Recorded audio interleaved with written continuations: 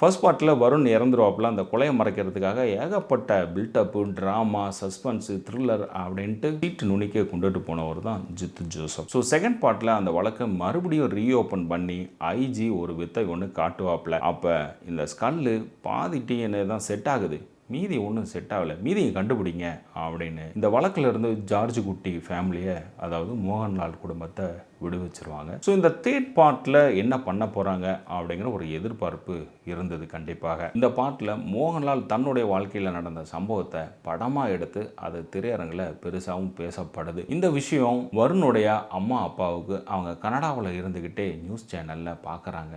என் மகன் செத்தும் அதை படமாக எடுத்து பைசாவாக பண்ணி உன் வாழ்க்கையை ஜாலியாக என்ஜாய் பண்ணுறியா, வரேன் அப்படிங்கிற மாதிரி ஒரு பிளானை பண்ணுறாங்க. மூத்த மகளுக்கு திருமணத்தை நடத்தி முடிச்சுடணும், இந்த பிரச்சனையிலேருந்து அவள் மீண்டு வரணும் அப்படிங்கிறதுக்காக ஒரு ஃபோர்ஸபுளாக மாப்பிள்ளை பார்க்க ஆரம்பிக்கிறாங்க. படம் ரொம்ப மெதுவாக நகர்ந்து போயிட்டுருக்கிற வேலையில் ஒரு த்ரில்லர் சீக்வன்ஸை ஆரம்பிக்குது. ஃபர்ஸ்ட் பார்ட்டில் கலாபவன் ஷாஜனை எப்படி வேலையை விட்டு தூக்கி விட்டாங்களோ, அவர் ஏகப்பட்ட கடுப்பில் அந்த வழக்கில் எப்படியோ ஒன்று சார்ஜ் குட்டியை சிக்க விட்டுறணும்டே அப்படின்னு தன்னுடைய மகளை பயன்படுத்தி நியூஸ் சேனலில் வேலை செய்துட்ருக்காங்க. அவங்க இந்த கேஸை தூசி தட்டி அவங்களுக்கு ஹெல்ப் பண்ணக்கூடிய ஆட்கள்லாம் யார் யாருன்னு நோண்டி எடுக்க ஆரம்பிக்கிறாங்க. இந்த கேஸ் ரீஓப்பன் ஆகுது.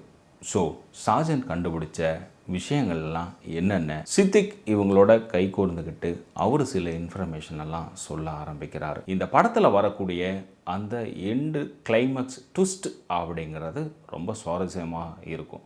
படத்தினுடைய ஓப்பனிங்கில் இருந்து நீங்கள் இந்த கிளைமேக்ஸ் சீன் வரைக்கும் உங்களை மெதுவாக நகர்த்தி கூட்டிகிட்டு வருவாங்க.